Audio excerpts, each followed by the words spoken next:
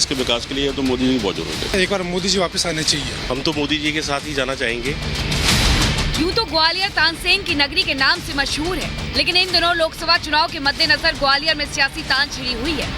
मध्य प्रदेश की हर सीट पर बीजेपी ने सियासत की बिसात बिछा दी है, तो वहीं ग्वालियर सीट पर कांग्रेस ने जातिगत समीकरणों को साधने की कोशिश की है। देश के दिल में मौजूद ये सीट रियासत और सियासत का मेल है। इस क्षेत्र की पहचान राजघरानों से जुड़ी हुई है। ये सीट हमेशा से सिंधिया राज परिवार की छत्र छाया में रही है। यही कारण है कि यहाँ की राजनीति का असर न सिर्फ ग्वालियर बल्कि चंबल क्षेत्र में पड़ता है।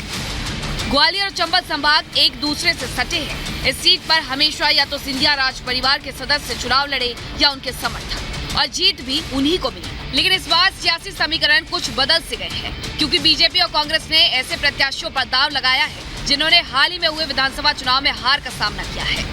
खास बात यह है कि बीजेपी के प्रत्याशी भारत सिंह कुशवाहा सिंधिया राज परिवार के नहीं बल्कि नरेंद्र सिंह तोमर के खेमे से आते हैं। भारत सिंह कुशवाहा को टिकट देने के साथ बीजेपी ने अपने प्रत्याशी की जनता के बीच में पैठ बनाने के लिए भरपूर प्रचार भी किया। चंबल क्षेत्र में खुद पीएम मोदी से लेकर पूर्व सीएम शिवराज सिंह ने ग्वालियर में धुआंधार जनसभाएं की। मोदी ने कांग्रेस पर तुष्टीकरण की राजनीति करने का एक बार फिर आरोप लगाया है। कांग्रेस हक छीनने का षड्यंत्र समय से कर रही है। ओबीसी को जो मिलता था वो लूट करके उनको दे दिया। वहीं शिवराज सिंह चौहान ने राम मंदिर के मुद्दे को एक बार फिर उठाया और कांग्रेस को जमकर घेरा। अयोध्या में भगवान राम का मंदिर बना, सबको खुशी हुई कि नहीं हुई? दीपक बहने जला रही थी, रंगोली बनाई जा रही थी, आनंद था, उत्सव था, लेकिन एक पार्टी रो रही थी। क्या नाम है उसका? जोर से बोलो। इस क्षेत्र में चुनाव जातिगत समीकरण तय करते हैं। ऐसे में यहाँ के वोटर्स को साधने के लिए एक और बीजेपी जमकर प्रचार कर रही है, तो कांग्रेस के प्रत्याशी के लिए कोई बड़ा चेहरा साथ नजर नहीं आया है। वहीं बसपा ने यहाँ अपना प्रत्याशी उतारा जरूर है, लेकिन इस सीट पर हाथी कभी प्रभावी भूमिका में नहीं रहा। अब देखना यही है क्या कहते हैं ग्वालियर के समीकरण, कौन बनेगा कप्तान और कौन रह जाएगा खाली हाथ। आईपीएल में पता करेंगे श्वेता त्रिपाठी के साथ। Bureau report, Republic Bharat. तो देखिए इस बार कप्तान कौन होता है और किसे खाली हाथ रह जाना होता है, ये ग्वालियर की जनता आज हमें बताएगी। और जनता मेरे साथ है, मैं कहूंगी तालियों के साथ अपना स्वागत कर ले और खुद एक तरह से कहें कि खास मेहमानों का भी स्वागत करें। तालियों की गड़गड़ाहट कम नहीं होनी चाहिए। सबसे पहले मैं शुरुआत करूंगी ग्वालियर के उन मुद्दों के साथ जो महिलाओं के लिए बहुत प्रमुख। एक महिला के नाते आप क्या कहेंगी, ग्वालियर में विकास हुआ, कितनी रफ्तार तय हुई, क्या आपको लगा? बहुत विकास हुआ है ग्वालियर में, बहुत अच्छा विकास हो रहा है और सब जनता जानती है कितना विकास। खुश है? हाँ बिल्कुल खुश हूँ।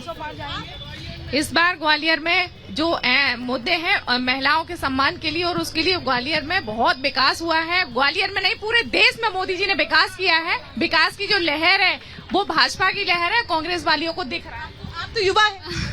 मैं यही बोलना चाहूंगी कि बहुत विकास हुआ है जब से मोदी जी आए। लड़कियों के लिए, यूथ के लिए बहुत ज्यादा डेवलपमेंट हुआ है। बस मैं यही बोलना चाहूंगी, सारा विकास हुआ, बहुत खुश है यहाँ पे। हाँ भाई आप भी युवा है, बताओ क्या नाम है? आप पूछ क्या रही हैं पहले तो? आप नाम क्या है भाई साहब? पंकज है। खुश हो, युवा हो, आगे सपने क्या है? लगता है सरकार ये सपने पूरे कर देगी आपके? सरकार ने अभी हाल ही में कहा है कि जितनी भी यूनिवर्सिटी मध्य प्रदेश में कर रही है वो डिफॉल्टर हैं। तो जब यूनिवर्सिटी अच्छी नहीं है तो हम कैसे अच्छी ग्रेजुएशन लेकर बारे में? आपको भी नहीं लगता है युवाओं का भविष्य सुरक्षित? युवाओं का भविष्य बिल्कुल सुरक्षित नहीं है। चाहे कांस्टेबल की परीक्षा हो, चाहे पटवारी की परीक्षा हो, व्यापम परीक्षा हो, कितने युवा असमय काल कवलित हो गए, उनके ऊपर किसी ने कोई प्रश्न नहीं उठाया, सब फाइलें दब गई, न शिक्षा पे बात। देखिए भाई, हाँ आप बता रहे रोजगार विकास आगे। भाई साहब आप बात नहीं कर रहे, भाषण दे रहे हैं। आगे आओ। घनश्याम जी, मैं इस युवा को लेकर आ रही हूँ, ये सीधा सवाल कर रहा है, कह रहा है आओ आगे कि भाई यूनिवर्सिटीज खत्म कर दोगे, सब कर दोगे तो हमारा क्या होगा? आओ सीधे घनश्याम जी से बात कर लो, पूछ लो। मेरा ये सवाल है कि ज्यादातर यूनिवर्सिटी जो भारत की हैं, स्पेशली मध्य प्रदेश की, ज्यादातर डिफॉल्टर घोषित हो गई हैं और क्योंकि वहाँ पर अच्छी शिक्षा व्यवस्था नहीं है और स्पोर्ट्स का भी इतना अच्छा कोई सिस्टम नहीं है। हम लोग वैसे ही बेरोजगार थे, ऐसा लग रहा है कि फ्यूचर हमारा अंधकार में दिख रहा है। तो अभी तो रोजगार ही नहीं शुरू हुआ, तो बेरोजगार कहाँ से हो गए? तो पढ़ाई कर रहे हो ना? हाँ तो वो कर रहे हैं ना, लेकिन हमारे कॉलेज में। अच्छा भैया एक मिनट, घनश्याम जी बताइए, बहुत परेशान है, देखिए बैग भी टांगे घूम रहा है, बताइए। यूनिवर्सिटी में हो तुम? हाँ बताओ सुन। किस यूनिवर्सिटी से आती हो? मैं माधव कॉलेज में पढ़ता हूँ। माधव कॉलेज कौन सी यूनिवर्सिटी में आता है? माधव कॉलेज शिवाजी यूनिवर्सिटी में आता है। तो शिवाजी यूनिवर्सिटी बहुत पुरानी यूनिवर्सिटी है, उस पर आप लांछन लगा रहे हो।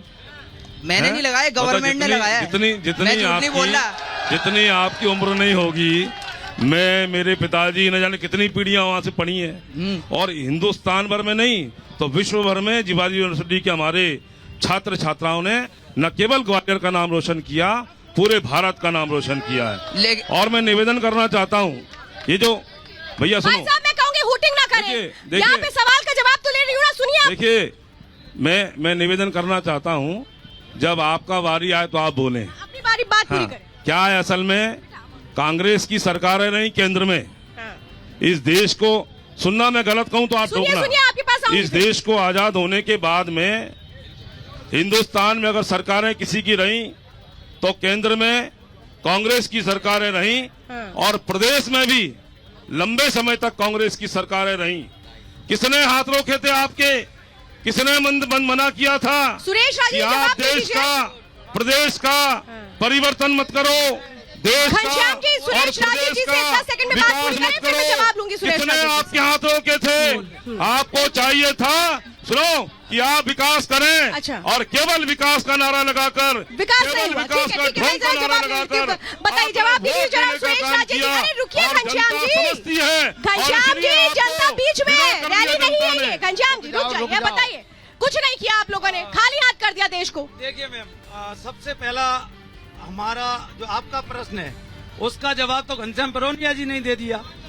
भाजपा पूछती है 70 साल में देश को कांग्रेस ने क्या दिया, हाँ। तो इन्होंने जवाब दिया कि कांग्रेस के समय की यूनिवर्सिटी है, तो ये कांग्रेस के समय की है ना, कि किसी इन्होंने बनाई। अच्छा। अब आ जाओ दूसरा सवाल।